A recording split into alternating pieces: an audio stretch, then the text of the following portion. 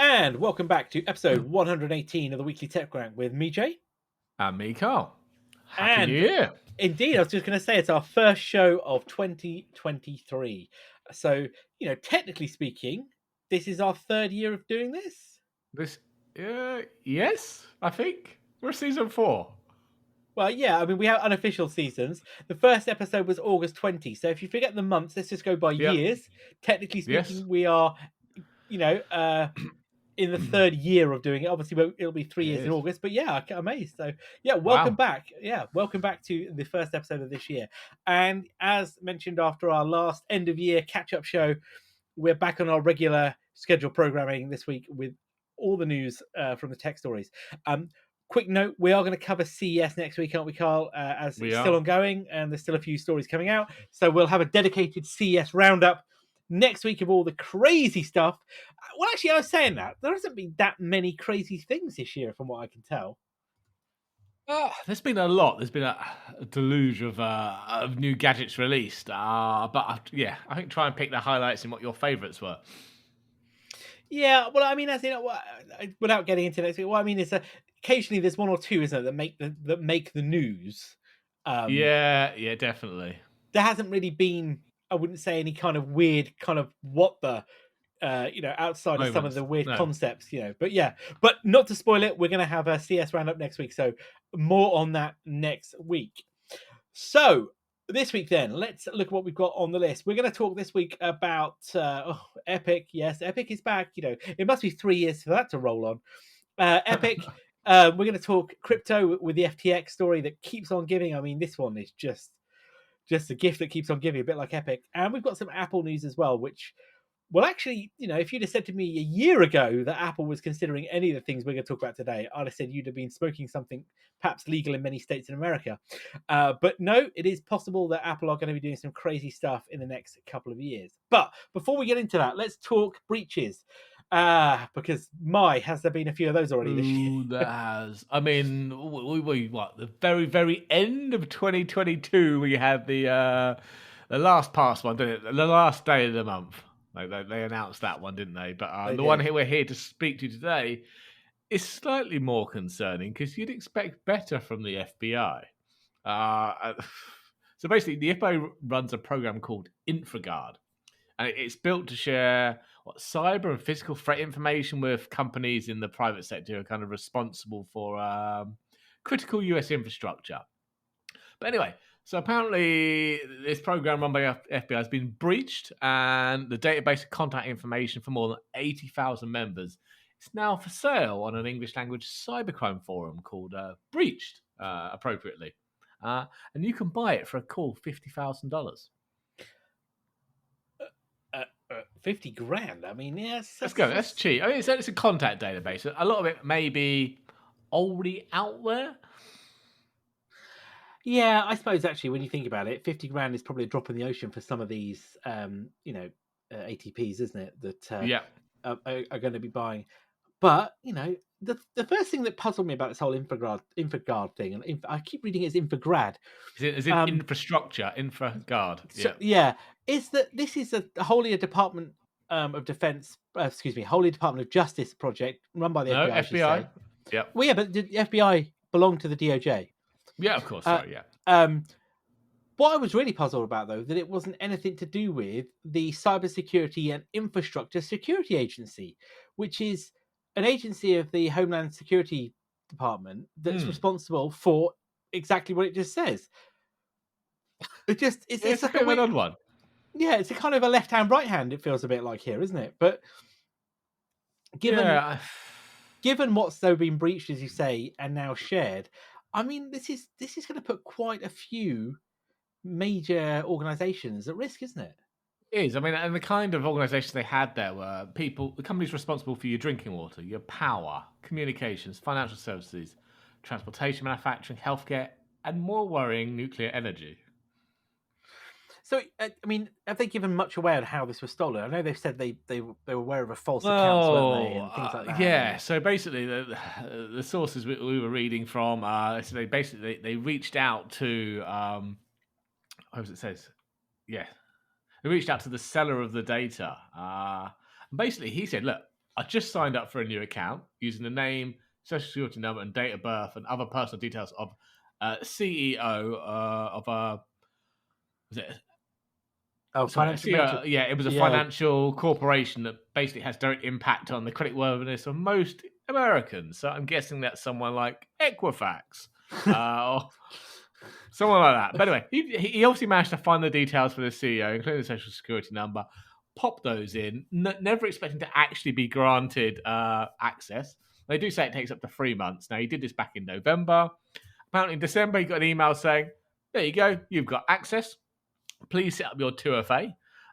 Luckily, the 2FA he put in was for email, because when he registered, he put the real CEO's phone number, but he put an email address being controlled by himself.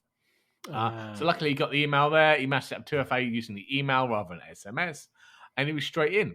But apparently, they reached out to the CEO, this news source, and he had no idea. No one from the FBI reached out to him. Because all these individuals are meant to be vetted by the FBI to get access to this. It seems a big lapse going on there. And then, from what I saw, though, they just scraped it using the API. Yeah, the public API they've got there, they just scraped the lot. I mean, it's quite unsophisticated when you think about it. No rate limit on the API, apparently. Just dump the whole database. This is what you would class as a very unsophisticated, Massive. low tech breed. And in fact, you'd almost go as far as saying that it isn't a hack at all. Well, there's a bit more to it. I mean, it's not like those. What was it? A number of years ago, we used to have the newspapers in the UK hacking into all these celebrities' voicemail boxes. Well, they weren't really hacking. They just rang the voicemail number, and the celebrities hadn't actually put a PIN code on it. So they just went in with the default 4 zeros, wasn't it? That's what I mean. So this not really hacking. No, this is the equivalent of somebody's left the door open and you've walked in. Yeah, and when you look at it, the kind of the audacity, if you will, of the person that did this. I mean, in one respect, you got to take the hat off for having the that's the word I was looking for to go through it. And then did she say to then go, well, actually, hang on, they've got an API. Well, let's see if we can build a script to do it. And off they trot. I mean, my view here is that the FBI is at complete fault here. Complete fault. Yeah, but I mean, obviously, there's no comment from the FBI other than that saying it's an ongoing situation, and they're not able to provide any additional information at this time. No, and there was an issue, wasn't it, a couple of years ago with another FBI portal. Do you remember that there was people sending out fake email addresses, fake emails from an FBI address that sent about oh yes, the systems were hacked, wasn't it? And it said that. Oh, there's a that's low flying. There's a Chinook there flying very low over the recording studio. I mean, that's the coincidence. We're talking about the FBI and the Chinook turns up. I mean, so low that there's vibrations coming through the building. There was that one. I think it was 2021. That was a system that warned about fake cyber attacks, saying that you've been hacked, blah blah blah, and it was from an FBI address. Again, lacks security on their part. Doesn't look good, does it? Let's be honest. Not at all. So no comment from the FBI. Nope. Apart from saying that they were aware of there is a false account, wasn't it? I think it was the only thing they said, wasn't it? Yeah. Oh dear. Okay. So from one issue to another, then. Epic. The gift that never gives you all that gives you presents you don't want, is that the Well, I did laugh at this one, so it's a bit of payback, really. So the FTC has apparently slapped Epic with what they're calling the largest penalty ever of $520 million for children's privacy violations and targeting kids with unwanted charges. So this is actually it's basically 2 charges that Epic have settled. So the first one really is about Epic Games. They failed to protect children's privacy and violated the Children's Online Privacy Protection Act, or COPPA. So children's privacy violations include allowing children and teenagers to be matched with strangers across the internet using voice communication while playing Fortnite. This feature was enabled by default regardless of age. And it goes on to basically allege that children and teens are being bullied, threatened, harassed, and exposed to dangerous and physiological traumatizing issues such as suicide while on Fortnite. That's quite a strong statement, isn't it? Let's be honest. It is. The company's also collected children's personal data without parental consent, so they got a 270 million fine for that one. And the other one, it's obvious. I'm surprised they haven't been fined already for it. So basically, the Fortnite's been using dark patterns to trick players into making purchases, also allowing children to make purchases without authorization, and locking accounts of players who disputed charges. So Epic are going to have to pay back $245 million to consumers for that one. But I suppose that's quite similar to what Apple were charged with, wasn't it? Was it back 2013, 14, 15? Yeah, somewhere around there. Similar. Around in-app purchasing, wasn't it? They had to refund a lot of money because there were no guards in place to stop children racking up bills. I mean, the dark patterns, it's classic psychological pieces, isn't it? Yeah. Build up. And we've all seen that. And Fortnite's not the only game. Oh, no, not at all. A lot of these free-to-play ones use these dark patterns, don't they? And it is terrible, because ultimately, as we've said on this show, if it's free for a reason, because you are the product. And the same with Fortnite. It's free for a reason, Epic aren't giving. They're not a charity. They are making a lot of money off Fortnite. In fact, I think when we talked about the court case, Fortnite basically was keeping Epic afloat, wasn't it? Really, it was, and that's the main reason they're taking Apple to court. It's not because they're doing it for the consumer. They don't want to give Apple 30% of all that money they're making.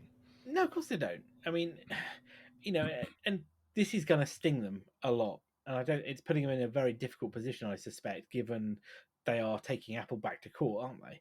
So yeah. $500 million. That's not going to look good in the balance sheet. Not at all. It's more money they're hemorrhaging, isn't it? But I suppose I wonder what kind of controls they're going to have to put in on Fortnite. They didn't say if there'd been any mandatory controls they're going to have to place on it or not. No, but I mean, Tim Sweeney though has been posting out some weird social media the last few weeks, hasn't he?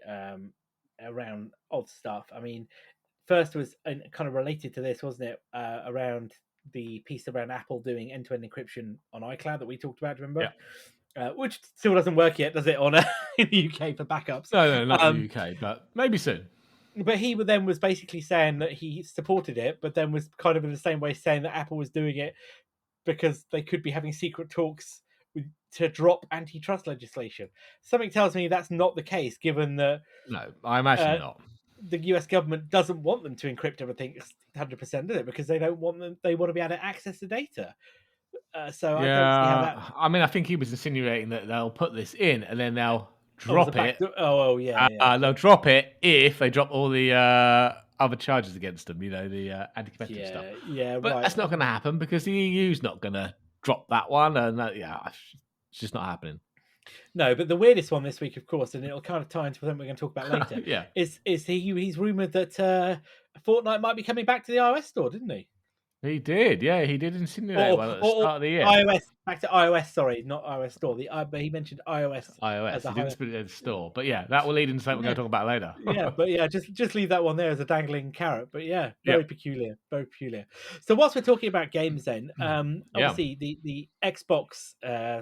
Not Xbox. Well, Xbox really is the kind of the crunch of it. The Microsoft Activision deal that seems to hinge all around the deal with Call of Duty, because that's the only game that seems to matter for anybody is Call of Duty. Phil Spencer's been talking about that some more, hasn't he, around how he feels that Sony want to dominate the console market even more, and by doing that they want to shrink Xbox's footprint, and a part of that, of course, then is linked to the Call of Duty concerns and already the regulators.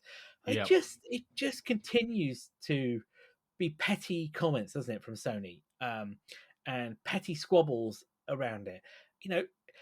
I don't recall, and maybe it's because I was younger then, but I don't recall hearing about or seeing at least Sony, Sega and Nintendo throwing their toys out the pram when Sony rocked up with the PlayStation. No, I mean, they all panicked, obviously, and after they'd written off and decided actually it was a threat, they started trying to compete with it. But it's just a lot of... But it's a bit of both. It's a lot of underhand stuff that Sony do themselves, but don't want anyone to do to them. I mean, the one thing we've talked about, I think, a couple of weeks ago was the 10-year deal, wasn't it? That Microsoft had apparently put a 10-year deal on the table to say, for 10 years, you'll have Call of Duty on whatever console it is. You'll get it exclusive, first party, the same as everybody else. There'll be no issues, will there? It will be delivered. And in the same breath, they've apparently done this. They've already signed a deal with Nintendo. They have, yeah. To say again, we will offer Call of Duty to you on your consoles for 10 years without any issues. You'll get it first party again. But that it's not even on their console yet, so they're going to have to put in the work to build it and put it on their console. Yeah, and that, though, is obviously only dependent on the deal going through for obvious reasons. Yeah. And as you say, the Switch doesn't have Call of Duty. Whatever replaces the Switch, I mean, knowing Nintendo, they'll probably still be the Switch in 10 years' time. But whatever XL Double Pro or whatever, yeah, the size of a 40-inch TV. But whatever replaces it will have it. But Sony just, all they seem to think, or at least it appears publicly, is that Sony seem to have this complete thing in their bonnet that if there's no Call of Duty, there's no PlayStation, which is just ludicrous, really, isn't it? Absolutely. I mean, and if your business hinges on that, you've done something wrong. It doesn't. Yeah. I think the thing that Phil Spencer was trying to get on is like Sony only trying to increase their market share by making the Xbox's market share smaller, by trying to take players away from Xbox, not by bringing new players into the ecosystem, by innovating and offering and having a good offering. It's all just about trying to take away from Xbox, or making Xbox so bad by putting these restrictions on it that you just go to PlayStation because it's the only one left. Problem is, though, everybody's doing the other way round. Well, I think that's why. Yeah, Call of Duty it's a red herring, isn't it? It is a massive red herring. I mean, given that one of the things we'll talk about next week, and I'm going to just preempt it a little bit, is CES. Sony gave updates on PlayStation VR, didn't they? And they did. Yep. We'll talk about much more detail next week, but I think it's just relevant to this that one of the big games that they were touting in PlayStation VR was Gran Turismo. Now, Gran Turismo, I would say, is a bigger franchise on the PlayStation than Call of Duty is. It was the reason I bought a PlayStation. It's the reason I bought several PlayStations. They've even said that Gran Turismo 7 will get a VR remake to launch with a new VR headset. I mean, that's kind of that's their dedication to it. I don't see VR versions of Call of Duty on PlayStation being touted. Do you? I don't see that kind of thing. The whole thing wasn't purely about Call of Duty. It was about their VR headset. Sony have got more on the table, but you're right. It's such a red herring that I think the regulators are being detracted from it. And I know that Microsoft obviously they've got a different viewpoint on that, haven't they? Yeah. So, I mean, what can you do? I mean, what we've got. So, what was the latest news? We've got the CMA have now delayed their answers, haven't they? So, the verdict was meant to be out in February, wasn't it? I think mid-February. Yeah. It's now been pushed back to April the 26th for theirs. But there was a kind of announcement the other day that Microsoft has said, "Look, if the CMA and the EU approve this, we're just going to push forward and close this deal without the FTC's approval." So. Raising a middle finger to the FTC there. Yeah, we'll see you in court because we don't think you have a leg to stand on, basically, and you'll be laughed out. Well, I kind of see why. I mean, let's be honest. Shy of $70 billion on the table here for Microsoft, and probably double that in revenue overall, isn't it? Yeah. They need this to close. They need this to get through the door because both businesses are being held up by it. Activision Blizzard obviously want to close this. The CEO of Activision Blizzard supports it massively. I'm not surprised. And the market needs it. The market needs to settle down in that sense. And neither of those two can make long-term plans, can they? No. And that money needs to go somewhere else for Microsoft if it's not going to be allocated and spent on that, which it probably is, obviously in their booking sheets. So for by Sony. What, burn it to the ground, Yeah. Well, it's all right then. Don't worry. I mean, because Sony don't need to worry about the PlayStation anymore because Sony have teamed up with Honda. They've made a car. And Epic. Don't forget Epic are involved. Oh yes, how could I forget about that? Yes, that's right. So yes, we've got the Honda Sony electric car brand. Wait for this, Afeela. Afeela. Yeah, Afeela what? Afeela. Afeela. I feel like playing some games on the console. Yeah. Yeah. Yeah, so Epic apparently been tasked, haven't they, to do the They have. in-car entertainment for it. So whether you're getting Fortnite on your PlayStation car or whatever we're going to call it, yeah, the Afila. I mean, I'm not feeling it. No, I mean, did you see the images? Because obviously they announced this. Was it last year or the year before? A few years ago. It actually looked pretty nice. I was like, I could see myself driving that. It looked quite nice. The new one, while it's a similar shape, it seems to have lost a lot of the character to it. Yeah, well, it's like a lot of these concept cars, isn't it? Let's be honest. When you see these concept cars, any of the manufacturers, early days, wow. I mean, there's one. Have you seen the one that was on the TV before Christmas from Audi, which had supposedly Father Christmas? Yes, car? I've seen that one. Yep. I mean, that looks amazing. Super sleek, auto driving. You know, the reality is that ever comes to market, it will look like a brick on wheels. It just won't look like that. Yeah. But yeah, this Sony one, didn't have like a charging bar on the rear LED system. It looked like it showed like on your mobile phone when it charges up. Yeah, that's no good because you can't see that from the inside. That's what I mean. It'll be the only place where it tells you the charge. Yeah. So yeah, but like I say, I wouldn't worry about Microsoft. You've got nothing to worry about. Right then, let's talk about FTX and the Ponzi scheme that appears to be cryptocurrencies these days. So what's happening then with FTX in what's his name? SBF, isn't it? Sam Bankman. We'll call him SBF. Sam Bankman-Fried. He's going to be. He's fried now. Yeah, exactly. Yeah.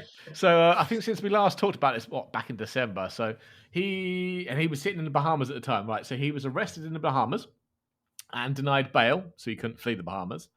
He was then extradited to the US and charged with defrauding investors by the SEC. Now, they're alleging that he concealed his diversions of FTX's customer funds to his privately held crypto hedge fund firm, which is that Alameda Research, yes. while raising more than $1.8 billion from investors. And they're alleging that he basically built a house of cards on a foundation of deception while telling investors that it was one of the safest buildings in crypto. I don't think there are any safe buildings in crypto, but somebody believed him.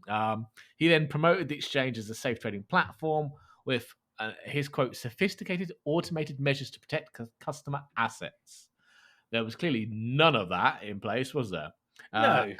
And they've also alleged that Alameda was given special treatment, so including an unlimited line of credit funded by the platform's customers and exempting Alameda from certain key FTX risk mitigation measures. So if there was any automated protection in place, Alameda's transactions were excluded from that. And finally, customers were exposed to an undisclosed risk from FTX exposure to Alameda holdings, and basically saying that those holdings were overvalued and the liquid assets such as FTX tokens. But anyway, he was then he's been released on bail in the US, but the bail was $250 million. I don't know where that money came from for his bail, considering he had less than 100,000 in his bank and he was poor. Well, he kept maintaining, though, didn't he, that that the US part of was okay. Was okay. Was it solvent, wasn't it? You know. Yeah, but he's out on bail, $250 million. I did see something that the parents were looking to sell the house, or they put the house up as collateral in the Bahamas that he bought them with the funds from his customers. Yeah. Yeah. So the customers have bailed him out, basically. Thanks very much. He has appeared in court. He has pleaded not guilty to the charges, and trial has been set for the 2nd of October this year. I mean, my personal opinion is that he's going down. Yep. You know, he's as guilty as sin. There's so many dodgy bits going on there. Yeah. I can see he's got carried away. Maybe it wasn't meant to be as big a fraud as this, but he got away with it the first couple of times, and it was easy, so he just carried on doing it and snowballed, I think. What was it again? How much money did they say again that had been spent? It was billions. It was billions, wasn't it? Wasn't it? I think they said around $5 billion was spent. Yeah. And the loans as well, wasn't it? The loans to the insiders, again, into the billion or around $1 billion. I mean, that's not just theft. I mean, that is audacious, to the point defrauding investors.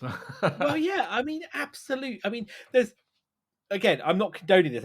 That's not creaming a couple of dollars off the top, is it? Or $1,000 it's going here all in. Or dare I even say it? $10,000 to go have a holiday or whatever. No. Let's go big.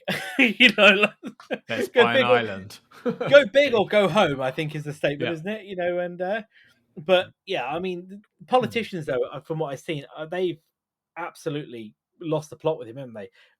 Several of the was it the House of is it House of Representatives or House Committee? Excuse me, House Committee that on it feel that he solely is responsible, isn't he, for overseeing this? Yeah, I did read there were two other co-conspirators, or whatever we're going to call them, who have pleaded guilty, are obviously helping the SEC with this one. So I imagine they'll get more lenient sentences. What about his ex-girlfriend, the one who was running Almeida? I've not heard any more about her. No, because she was the one, wasn't she? Supposedly taking drugs whilst doing it, according to the statements, anyway, wasn't it? She was on amphetamines or whatever, and they were very close, clearly, in a more than platonic way. But he then basically dumped it all on her, didn't it, with his early statements, basically saying that it was all her own fault. Under the bus. He did. I mean, and then drove the bus over her. I think it's the one that still interests me though is the guy who's running the show now, isn't it? The kind of the insolvency is ex CEO, the ex one of the ex CEO of Enron. But he did the cleanup at Enron, didn't he? He wasn't the one that caused the mess. No, he cleaned up the mess. He's like the corporate garbage man, as they say, I suppose, isn't he? Yeah. I mean, I still think his quote, the one that stands out, I've seen it in a few places now. Never in my career have I seen such a complete failure of corporate controls and such complete absence of trustworthy financial information has occurred here. Yes, this is a dumpster fire, sir. That says a lot, doesn't it? It does. From the man who was at Enron, I mean, the money here. But it just keeps coming back to me that cryptocurrency cannot be taken seriously. How could anybody take crypto seriously? Yeah. Because even a lot of I saw in one of the Times newspaper at the weekend, there was a piece on crypto holdings, and it was from I can't remember if it was the US Reserve Bank or one of the others. I can't remember. Basically, it was saying that any bank that holds cryptocurrency investments basically is going to cause them is a risk. It's basically saying that this can increase their risk exposure and their reputational damage as well. Gotcha. But what was more interesting was that I think it was from last year, the actual holdings of crypto in main banks is only around 10 billion US globally. All right. Not very much. Well, they're not in the banks, as you know, they're in these exchanges, aren't they? They're in the unregulated areas. Of course, that was the whole point of it. They're in the back pocket of SBF or in the Bahamas, or that guy that died with that wallet. You remember the one that? Yes. Did he die? Well, and the wallet was cleaned out, or they've lost it. You know what I mean? It's all a bit, this, and I think and I know it's the whole antithesis of Bitcoin and everything else is the regulation, but until crypto gets regulated, how can anybody trust it? Yeah, but then I suppose once it's all regulated, what's the benefit of doing crypto? Yeah, but I think personally, when you think about the cryptocurrencies, the underlying technology is where I think innovation lies. So we look at the blockchains, look at the ledgers, look at the other technologies that are coming out of crypto. There's a lot of great stuff there that can be used for other things. This whole, and I hate to say this, Web3 payment revolution is just another bubble that's going to burst, isn't it? It is. Yeah, I think you're right. Along with NFTs. Well, yes, leading nicely into the other, quite frankly, ludicrous thing, which I personally, I still, I'm going to say it before you talk about this. I still don't get NFTs. All right, I just don't get it. No. Well, where do we begin with this one? So, basically, another class action lawsuit is basically brought against Yuga Labs. They're the ones allegedly famously known for the Bored Ape Yacht Club NFT collection. Now, I've actually heard of these. These are all these weird-looking, ugly apes. Yeah, in costumes, isn't it? Exactly. But more interestingly, it's also been brought against a number of celebrities who have been deemed responsible for unrealistically hyping up the value of the NFTs. Now, these are some big names, and yeah, let's go big names. Justin Bieber, Paris Hilton, Madonna, Jimmy Fallon, Kevin Hart, Serena Williams, DJ Khaled, Gwyneth Paltrow's even in on it. So these charges include violations of the unfair competition laws, aiding and abetting, and civil conspiracy, among others. I mean, but there's also another payment process that's been involved. So apparently there's a wealth of evidence that Yuga Labs use a service called MoonPay as an intermediary to compensate the people promoting the NFT collections, okay? So MoonPay is advertised as an NFT exchange for celebrities and other investors. But according to the complaint, this was used as an avenue to compensate celebrity endorsements of these NFTs without disclosing that information to investors. Yeah, there's a whole bit of mess. I'm interested to see where this one's going to go. So I remember this Bored Ape. I mean, like you say, the NFTs. So I wouldn't be able to tell you most of them, but the Bored Ape Club is certainly one that, I think many of us have seen. I've certainly been aware of them. I couldn't tell you how to buy one, but didn't they get breached a little while ago as well? And people were selling not knockoff versions of it, but they were selling some, weren't they? They were selling ones that had already been sold, weren't they? They only belonged to people who had pulled them out of their wallets or some central exchange. Yeah, I'm sure it was. I'm sure we've talked about it before a long time ago.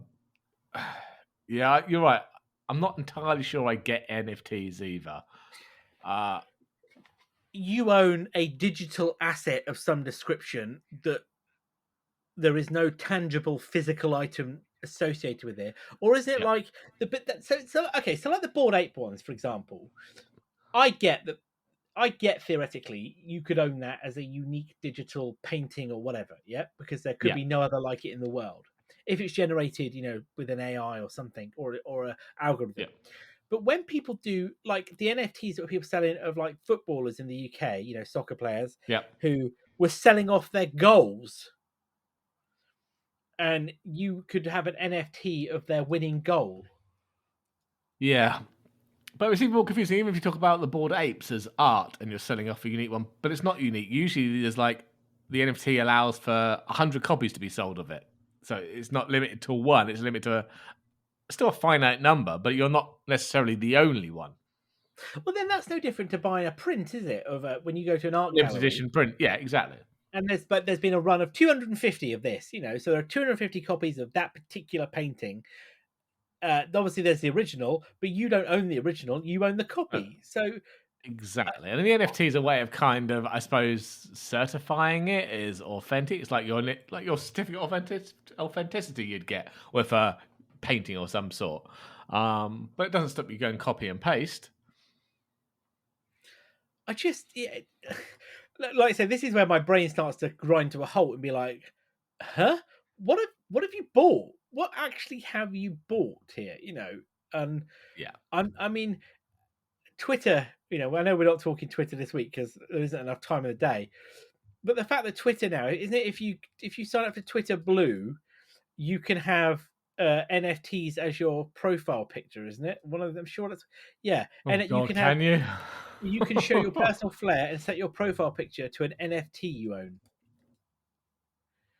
Right. But what's to stop me to say copy and paste and just set that as my own profile picture? Well, wasn't that what everybody was doing? Do you remember? Everyone was doing that. Yeah. Elon's just trying to monetize that. And wasn't there somebody doing it? And then there was going. So I remember seeing it. People going, "Oh, this is it," and then people copying it and going, and they're like, "You can't do that. I'm going to sue you because that's mine." And you're like, "Well, is it?" And then there was all those threads where everybody was copying the same picture. Yeah. It's madness. I mean, it's pure madness. But that Yuga Labs, or whatever they're called, Yuga Labs, they've made a lot of money out of that. They have, an awful lot of money out of that one. I mean, I don't know what the valuation of is, but it's got to be millions, surely, isn't it? I don't know. Yeah, I'm not sure. Yuga Labs valuation. Let's have a look. They're apparently valued at $4 billion as of June last year. Do you know what the other crazy part about that is? Sotheby's, the famous auction house. Yep. They have Sotheby's Metaverse, which is a high-end NFT exclusive marketplace. Do they really? Oh, but of course they'll sell anything, won't they? Yeah, but I mean, really? Is it in Zuckerberg's metaverse? Oh, don't get me started. Don't stop. Walk away from it. Walk away. Oh, Right, it's like the Matrix here, isn't it? Yeah, move on. Okay. Right. Okay. Yeah. Let's move on to the Apple stuff. So, right. Hold on for this roller coaster. Okay. If any of this happens, hell has clearly frozen over. I mean, yeah. So off the back of all the lovely security enhancement stuff on iCloud that appeared in the US last year, and we should be getting this month, I think. Mm-hmm. Apple, the rumors from the newspapers and stuff are that Apple is going to be loosening its strings on a lot of parts of the OS, isn't it? It's apparently preparing to open up a number of previously locked off parts of iOS. Mainly, I think this is mainly due to the EU's Digital Markets Act, but it's going to be opening up its private APIs to allow third-party browser engines. So, as it currently stands, even if you download Firefox or Chrome to iOS, it's still using Safari's WebKit engine. So there's that ability you'll be able to use an actual Chrome or Firefox engine there. It will be interesting. Apparently, more low-level camera controls, basically more direct access to the hardware there for the camera, access to the NFC chip, which companies, not NFTs, NFCs. Companies can already do that, can't they? But this is about basically replacing Apple Pay, having that really tight integration there. Yeah, that worries me. That's the only one that concerns me, I think, personally. But anyway, yeah. And the other one is opening up the Find My network even further to third-party accessories. That's good. I think that's good. That's not a bad thing, Yeah, because I'm not sure if any of the third-party ones can use the ultra-wideband, can they? No, and let's be honest, though. You've got a built-in network on that phone that does that. If you can leverage more capabilities of it, surely that's not a bad thing. Because also, if you're a manufacturer, you could build some really nice high-end equipment and not have to worry about the infrastructure. Yeah, exactly. I mean, I've got AirTags, but I've also got another one. I think it's Chipolo. Oh yeah, I remember you saying about them. Yeah, I've got one of those. Now they both work equally well on Find My network, but the Chipolo one doesn't have the UWB, so you can't do that. Point your phone and track it down, kind of thing. It shows you where it is on the map, but you can't get that fine-grained, down to the 10 centimeter kind of location. No. Those things there. The one that sticks out to me, and I have to come back to, is the whole piece around WebKit, isn't it? Yeah. And let's be honest, any browser on iOS really is just Safari in a different skin, isn't it? Really, it is. And I think that is the downside, because it doesn't matter what you use on the phone. I use Chrome. Well, the only reason you might be using Chrome is if you're using other Google applications, in which case you can tie it all nicely in, can't you? Yeah. But yeah, there's no gain. Personally, I don't think in running any other browser apart from Safari, unless you need a specific feature. But from a browsing performance element, there's no win. So actually, I think getting rid of WebKit, or allowing developers to use other engines apart from WebKit, is a good idea. It's a positive step forward. Now, Apple will probably argue from a security standpoint it's not, which they'll probably do with a lot of stuff. But let's be honest, what it's like having a car. Well, it's like, underneath it's all the same chassis and wheels. Well, okay, great. Well, I might as well have the other one then, isn't it? You can have any colour you want as long as it's black. I said Mr. Ford. Yes, exactly. Yeah. So the other ones, and this ties back to Mr. Sweeney and Fortnite on iOS, but not necessarily in the iOS store. So apparently by 2024, we are going to get third-party app stores. Why do we know 2024? I wonder. Oh yeah. Oh, the DMA. Exactly. So we are going to get third-party app stores and sideloading of apps, though technically you can already sideload apps. But regardless, you're going to get third-party app stores, which will hence possibly be why you're going to get an Epic store. Yeah. Tim Sweeney will be rubbing his hands with glee, won't he? Still a 30% charge though. I know. I just, you know what? I have no interest in this whatsoever. I just don't. I just don't see the need for the sake of it. Why do it? Oh, it's no. What is wrong with the from a consumer standpoint? I'm just purely talking from a consumer standpoint. What is wrong with the App Store? Is there any apps in there you cannot get, realistically speaking? And you can have third-party app stores on Android, but what is the dominant one? Google, by a mile. Exactly. Unless you're on Amazon's ecosystem, where Google Store isn't on there; it's only their store. So obviously they win on that one. But you're right. For the average consumer, are they going to sideload an app or go to the hassle of installing a third-party app store? Generally, no, I'm going to imagine here. So you're going to have to put your apps on the official app store anyway for a chance of someone to buy them. Yeah, of course you are. Yeah. Or what you'll end up having is marketing campaigns, won't you? Do you remember like when Fortnite came off the store and went rogue? You'll have all these weird marketing campaigns and dodgy links. But if Apple are smart, they'll make it not difficult, but they'll make it that you can't just click and install. There'll be several things you'll have to do. Like, you do realize you're going to circumvent the security of your device by installing this. Click, click, click, click, click. Install profile, click, click, click. It's not it. Let's be honest. Apple are not going to make this a super smooth experience to come outside the ecosystem. No, they're not. They're not. But they'll have to give the option there. Yeah, they will. And which it is what it is, and the DMA is going to do that. And I think the DMA is the first of many similar legislation, isn't it? That's going to show up at some point. It will be. And one other thing the DMA requires is interoperability of messaging platforms. Yes, that's right. Yes. So are we going to get RCS on in iMessage on Apple? Not this side of hell. No, I think that's where Tim has gone. I have to draw the line somewhere. Yeah, like here and no further. No, I will give you interoperability, but I'm not putting RCS. We'll find another way to make this work, but you're not getting RCS. Not on it. No, not I think you'd rather put iMessage on other platforms than give you RCS on iOS. I don't see that happening this time, this century whatsoever. It is more chance. You've got more chance of probably hell freezing over and staying frozen for eternity than you have RCS showing up on. Exactly. What I imagine they'll do here is they'll build something into the back end of iMessage to the servers that's like a bridge. Yeah, that's probably. And it will work out where you're sending it to, and then it will do a translation between iMessage on WhatsApp or RCS or whatever it is, but it will be done in the cloud and it won't be on the device. Yeah, Apple, and this won't be publicized in the same way that everything else is. This will be one of those things that's just quietly will just work one day, won't it? I can see. Yeah, exactly.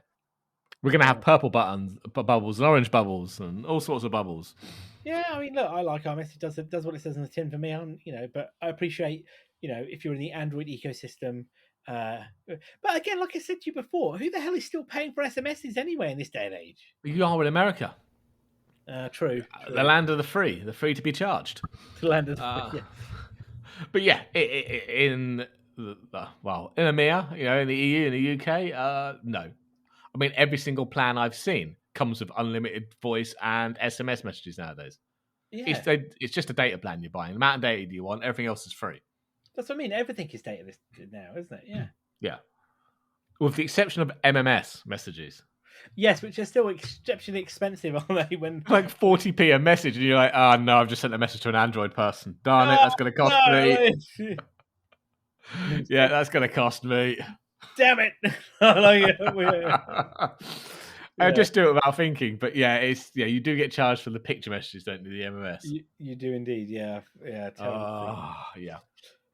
So talking of Apple then, before we kind of wrap up for today then. So Apple, this is not a rumor. This is now apparently, according to Gurman, Apple have scrapped the new high-end Mac, the new M2 Extreme chip that he talked about. Extreme, yeah. So the M2 Extreme, Sorry, go ahead. Two Ultras. Well, that was the supposedly two Ultras bolted together, wasn't it? Yes. So this is the one that's meant to be going into the new Mac Pro that hasn't arrived. It's allegedly two Ultras bolted together, and an Ultra is two Maxes bolted together, and a Max is roughly two Pros, but not quite. So we're talking 8 times the performance of the Pro you've got in your laptop in front of you, more or less. That's a lot of power. But yeah, he's basically saying the M2 Extreme chip is facing production complexity challenges and cost concerns. So they're not going forward with it, and that will free up some silicon fab at TSMC to use on other high volume chips rather than these more niche ones. But what it means is the Mac Pro is going to get the M2 Ultra, which obviously hasn't been announced yet. But this is apparently going to be 24 cores, 76 GPU cores, and up to 192 gigabytes of unified RAM. So that RAM that's on the actual chip itself. Doesn't quite stack up to the current Mac Pro, though, does it? Not quite, no. But given the power of the M2 or the M2 Ultra, well, from the. It's not going to laggard, is it? Let's be honest. But I mean, if you need big memory sets, that's the difference. I agree with you. That is a difference. Because the current Pro, the Intel Pro, will do 1.5 terabytes of RAM. Well, I was just going to say that. Yeah, you're right. That's a very different beast. And up to 4 GPUs plugged into it. And also, how will that GPU stack up to having let's say high end or AMD Fire? It's AMD, isn't it? It's not Nvidia on them.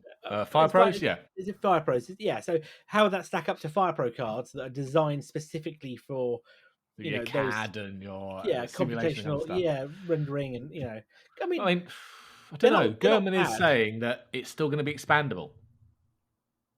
He's still saying that memory, storage, and other components will be upgradable. I don't see how, given that everything's a stock. Right. So what does he mean by other components? I mean, I presume he's talking about you're going to have some PCIe slots coming off that thing. But when it comes to RAM, what I imagine and this is me, I've not even seen this. I think you're going to have a tiering kind of thing. So you'll have that onboard RAM that's super, super fast. And then you'll have slots in the motherboard for like a tier 2 RAM. So if you need to go above 192 gig or what you've purchased, you can plug more RAM modules in. And they'll be slower, obviously. But that will allow you to fit those bigger memory sets in, and then there'll be some kind of smart juggling where it offloads between tier 1 and tier 2 RAM. I was just going to say, what bus is that going to be on then? Because given that the way it's designed at the minute, there's no way it'll be as fast as the onboard RAM, the unified RAM. It can't be. It can't be. No, so you're going to have different tiers or speed tiers of RAM, and it'll be some smart juggling between, the stuff that's needed immediately will be in the faster one, and then they'll page it out to the slower RAM, which is still a lot faster than storage. Well, but then what about the PCI lanes then? If you've got, for PCI Express, no, we're going to need a lot more PCI Express lanes, aren't we? If they're going to have extra PCI Express slots, and that's what he means by other components. But it wasn't overly clear. No, because at the moment that's the issue we have now. Obviously, if you want to put PCIe on a Mac, you need to have an enclosure, don't you? So the GPU enclosures, which aren't supported, are they? We don't. The M1 silicon doesn't support that. Any enclosures. So yeah, I'm going to be interested to see how this one plays out because I don't know. I don't sure there's enough PCI Express lanes here. No. Given the fact that I know I can't do additional displays. Can't do 3 monitors because there's not enough.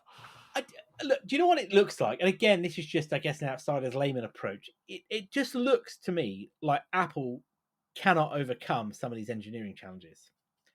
No. And when I mean they can't overcome them, I don't think for a second Apple cannot overcome them. What I mean is they cannot make them commercially viable. Does that make sense? Yeah. I mean, they need to go back slightly to the drawing board with maybe the M3 and build a lot more PCI Express connectivity or external connectivity via PCI Express into this so that it lays the foundations that they can expand this out in the future, I think. Yeah, because, what we've ended up with here is a weird situation where you've got powerful MacBooks, you've got powerful iMacs, you've got the Mac Studio now, which is a powerful desktop. Which is a powerful desktop. The Mac Mini appears to occupy nowhere now, realistically, does it? Because then none of them it's the power. Mac for people that don't have a ton of money. Well, yeah, but there's no real I know it's got an M1 chip in it, and it's basically the same as a Mac. That will get an M2. That will get an M2 Pro or whatever. But there's no iteration, I'm sure. I can't.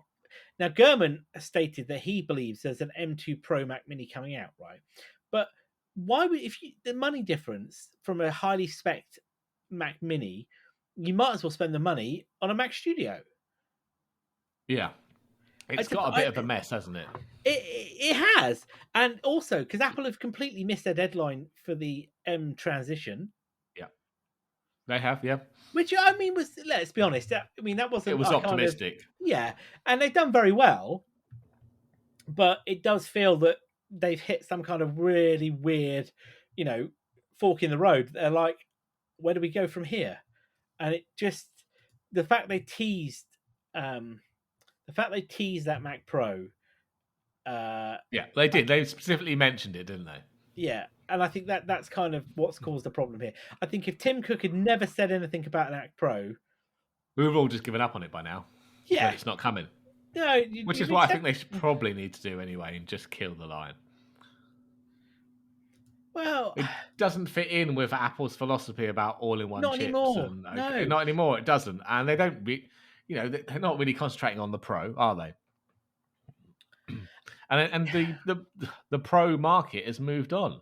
All the things like Avid and that lot, they all have very, very competent versions that run on Windows. Or actually, I'm sure I read something a couple of weeks back about the majority of the Pro market in like movie production are all running Linux now. Well, and I was also going to say a lot of them are also moving to cloud rendering, aren't they? Yeah.